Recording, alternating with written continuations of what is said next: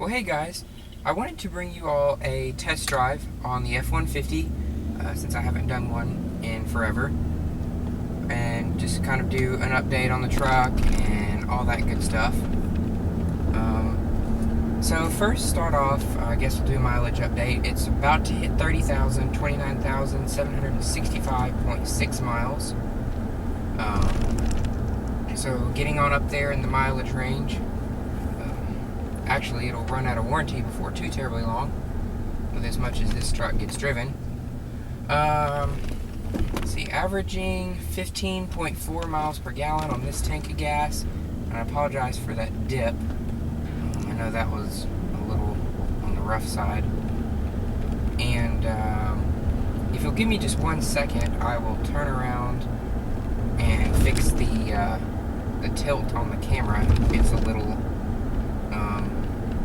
sideways looking, so I'll see what I can do about that real fast. Just 1 second. Alright, that looks a little bit better. Anyways, I apologize about that. So like I said, 29,765.9 miles.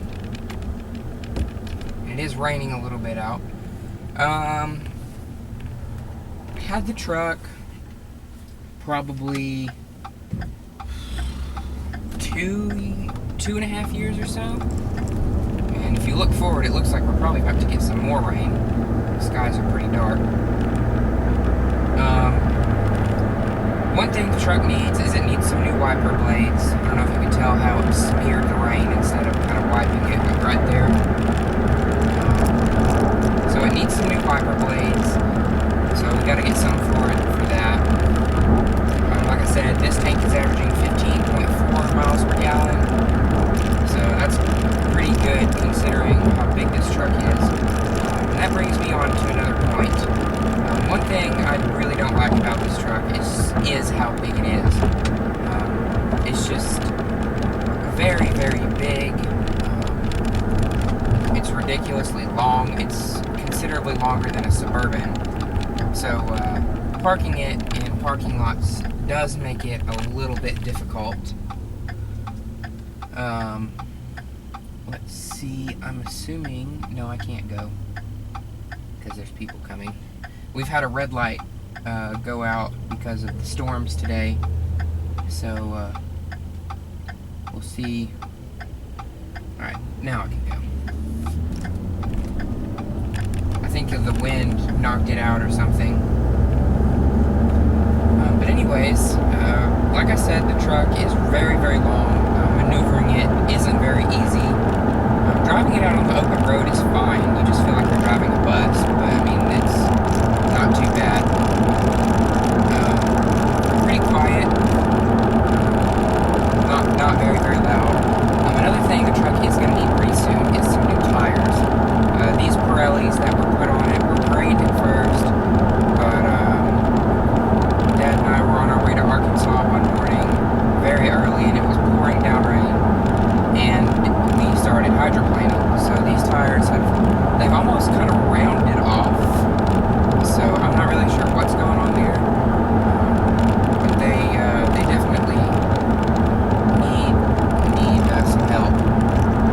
I know the 2013 F-150s don't use these Pirellis anymore, and probably for good reason. Not really looking at getting rid of the truck anytime soon. Dad kind of wants to wait around and see what the next generation F-150 is going to bring with the Atlas concept, what it's going to be like, and apparently it's going to be very, very nice. So we're going to go and see we're not going to go anywhere, but we're going to wait and see what the Atlas brings. One thing about the truck is it does, when you initially hit the brakes, if you're coming from a relatively high rate of speed, like 45 or over, the truck will kind of start to shake. So I think there's something wrong there. I'm not really sure what it might be. If any of you guys know, feel free to comment and let me know.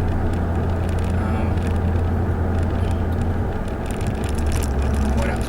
ride quality isn't that bad. There is a lot of chassis flex.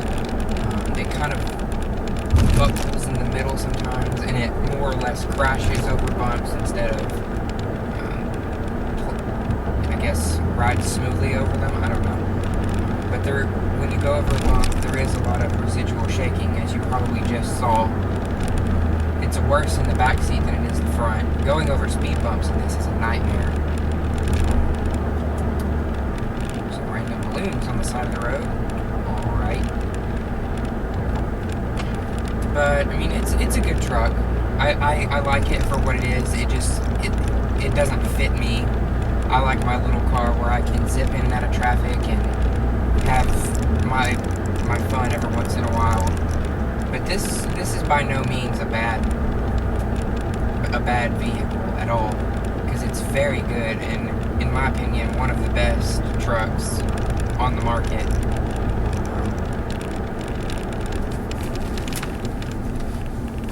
Apologize for that. My dad called. He was wondering where I went. But anyways, like I said, it's not a bad means of transportation at all. Just not really my style of car. About the biggest thing I want to drive is like a Tahoe or maybe a Silverado, but I don't know. Go, Altima, move. Good Lord, people around here don't know how to drive. The power on this truck is very, very, very good. And with this stupid Altima word in the way, doing 35, I would demonstrate a little more. But, yeah, I can't, because I'll run into them. But passing power out on the highway is plenty for this truck. I mean, it's ridiculously good. 400 and some odd pound-feet of torque is very, very nice. But I guess that's really pretty much it. Nothing really important on the truck. I did mention, I believe I made an update on the truck, having the intake piece replaced, which that was a bit of, I mean, it wasn't really a big ordeal. It was just Dad and I were on our way back from Arkansas, and the truck started shaking, and it was just, it wasn't good. We thought we had seriously messed something up, but we hadn't, so it's good. Oh my gosh, Altima, make up your mind. Normally I get stuck behind the Camry, but no, this time it decides to be an Altima.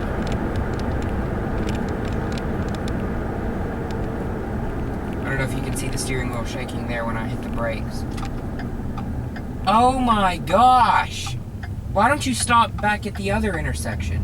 That's a good idea. Heavenly days. Freaking.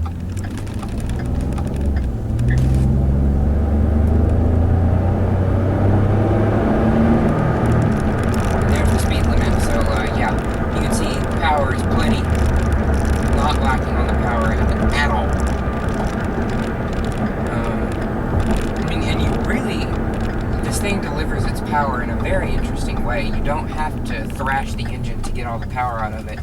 It makes most of its torque way low down in the rev range, so it's very, very nice. You don't have to dump a crap load of fuel into the engine to get anywhere, which I really enjoyed. That's one thing about Ford's EcoBoost engines, is that you don't have to rev the snot out of them to go anywhere. They make most of their power very low down. Then you just rev them out for a good time sometimes. And here's this obnoxious dip again. Yeah. This thing kind of, it lumbers. It doesn't hop like my car does, or skip. It just kind of lumbers along like a fat man. But anyways, I guess that's really pretty much it. Nothing else important to say. Hope you guys have enjoyed this test drive. It was very impromptu. I just gotten home running some errands with Mom, and I was like, I'm gonna make a test drive on the truck. So, I did. But anyways, that pretty much sums it up. And I hope you guys have enjoyed, and thank you for watching.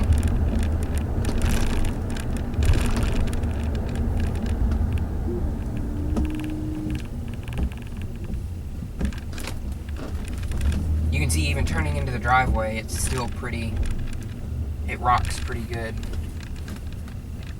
And then here comes the fun part, parking it in the garage.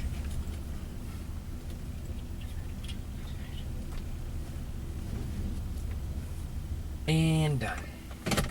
Anyways, thanks guys for watching. Hope you enjoyed, and we will catch you later.